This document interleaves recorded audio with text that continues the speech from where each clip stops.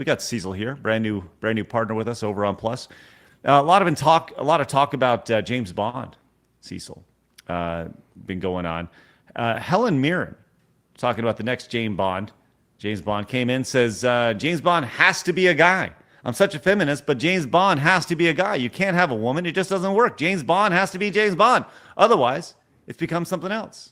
Your thoughts on that, Cecil? Absolutely. The character was created, and I really think that the character should stay faithful to its original intention. And what kind of gets me, this was something I talked about way back years ago. It was you've had people crowing about, we need a female James Bond, and then they put out the movie Atomic Blonde with Charlize Theron. She's a female MI6 or agent, and it was a tremendously good movie. It was awesome. She kicked ass. It checked all the boxes. The only thing it was is that it wasn't Jane Bond. And consequently, it's like, here's the movie that you want to see. You want a female James Bond? Well, here's the movie where it's essentially James Bond, but it is a female, and no one went to see it. So whenever they do something like this, it's not so much that they want the female James Bond. It's that they want to take away this version of James Bond and give you their version. And it's frustrating and annoying. And now that Amazon is involved, I hope that they don't, buckle. But I'm sure, there's rumors about how Jeff Bezos wants his wife to be a Bond girl. And if that happens, it's like, just ignite your piles of money on fire, because no one's going to go see that crap. So I can't stand when they're changing something like that so arbitrary for no other reason than just to change it and consequently ruin it. Have you noticed that these generations have no culture whatsoever, nothing to call their own, but all they're doing is just destroying the culture that was ahead of them instead of making their own? That's what it just seems like. It's just basically just taking over properties and then setting them on fire is basically what they're doing.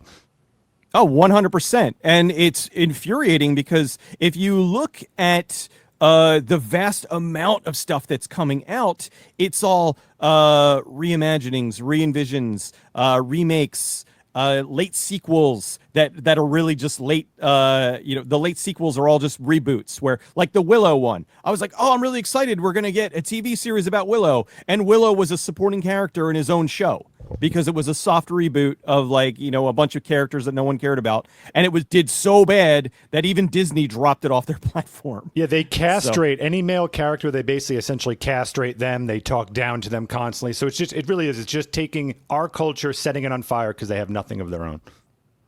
And then if there is an original film, it's just awful. Like what was it called? I can't remember the name of it off the top of my head. But it had Thor's wife was in it. Natalie Portman. Elsa. No. His actual wife. His actual wife in it. Who Elsa. is that? Elsa Pataki. Yeah. She was in this movie, and she was a disgraced military lady who she Me Too'd a general, and she got stuck out in the middle of nowhere. And of course, it gets raided by terrorists. And at one point, they have her tied down, and they're explaining the details. They're like, "We're taking over this base, and you can't do anything about it." And she's like, "Are you done mansplaining this to me?" And I just We all die and I looked at who wrote it, and it was two dudes, and I'm like, just stop. Yeah, two dudes. But so it's this weird thing where we're getting these emasculated versions of superheroes or heroes in general. Like, look what they did with James Bond last movie. He's riding on the back of this scooter, and it's embarrassing. And then if they do make something that's original, I hate to use the word, but really is the best word to fit, is cringeworthy. It's just, you sit there and you're watching it and you just, mansplain. Like, can we not? Can we just have some ass kicking here? Is it that hard? Okay, well, let me ask you this question real fast. So all these people coming into Hollywood, and they're ruining shit. Who hired them though? There was people who actually knew how to do stuff right in the first place. So it's like, what went wrong, right? That's a good question.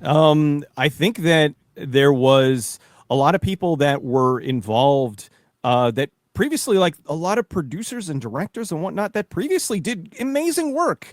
And I don't understand why it's all going so poorly. Why they're hiring people that aren't right for the role, aren't right for the parts. I've seen it time and time again, and it just drives me up the wall. It doesn't make a lot of sense, because especially when you look at the box office returns, that they're all bad, they're all underperforming, and like it's not like they're doing these swaps and people are rushing out to the theater. They're not, and it seems like right now the only films that are succeeding are mostly. I mean, we just had there was the Fantastic Four movie is doing like so. It's not doing like as well as they'd hope, but it's not like completely bombing. But the movies that are really succeeding are these small little horror films. We had Sinners, which I haven't seen yet, which did exceedingly well. Would you call that little though? Because that's Sinners is Warner Brothers. Yeah, but it was like it wasn't a $200 million movie. Okay. You know, that's like that. That's the thing. Like I kind of look at, we're at the point now where like a $10 million movie is a low budget film, which is ridiculous to me. But when you get movies that are like the Captain America, the last Captain America was something like $400 million. And well so, spent. okay, yeah, comparatively, a $10 million film is a low budget film.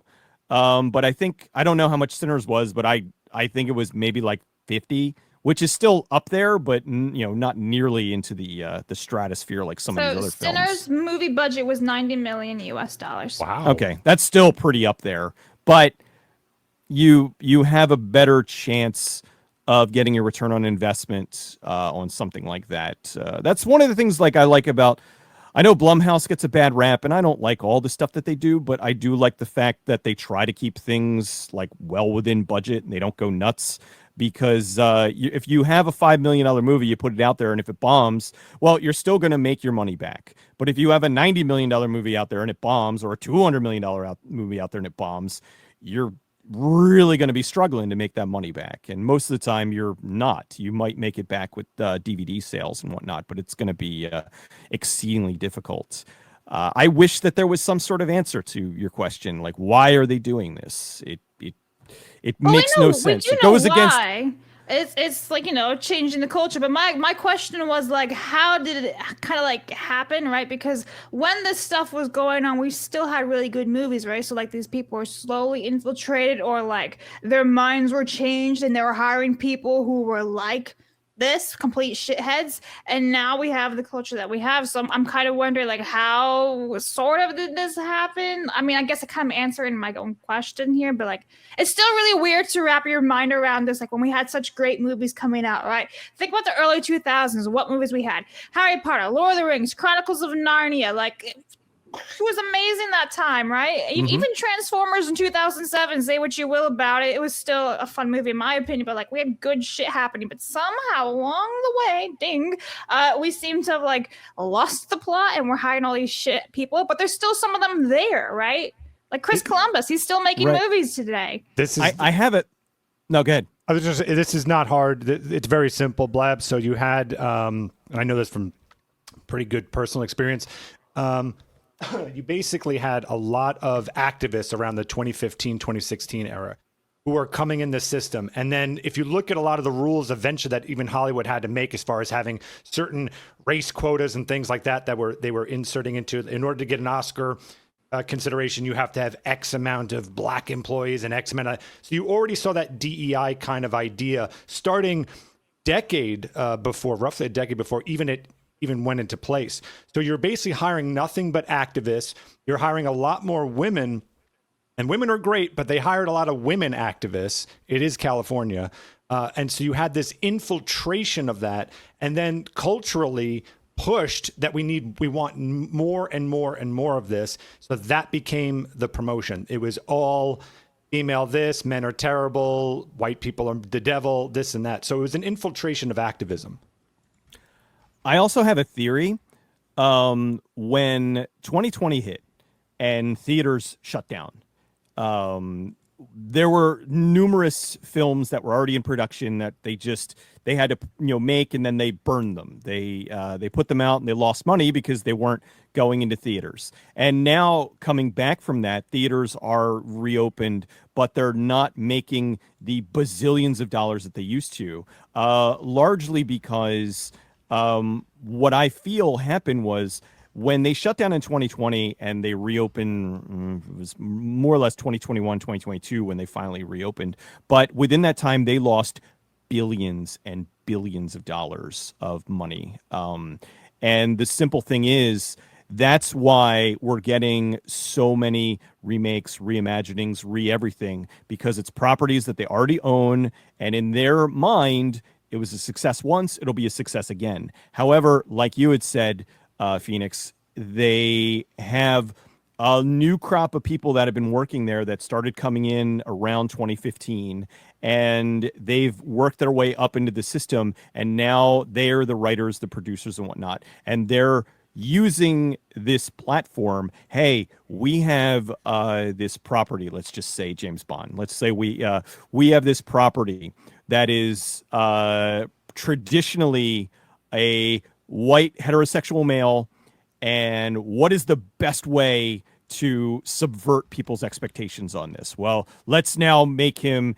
Idris Elba. Let's now make him a woman. Put a woman in the role, and it's annoying and frustrating. I think they had the right idea back. It didn't work, but back on the last Pierce Brosnan James Bond movie, they were planning on having a spin-off with Halle Berry, where she was Jinx Jackson.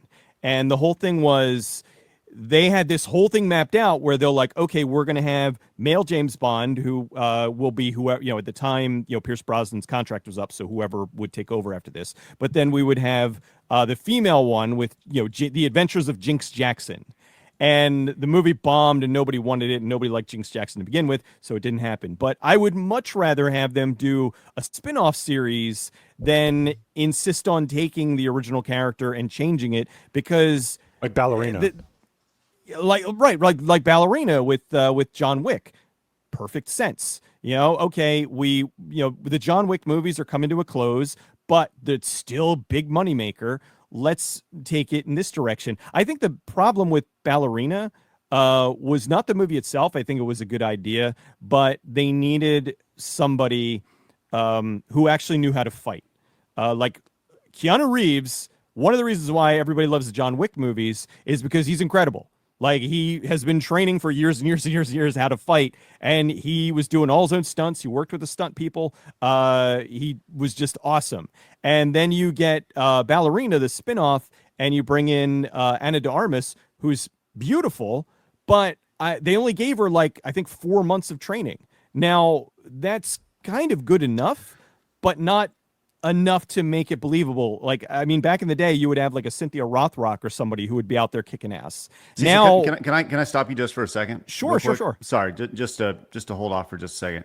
We and I don't mean to be rude, but we are featured on the front page of Rumble right now. And shit! And we have over 6,000 folks watching us over on Rumble.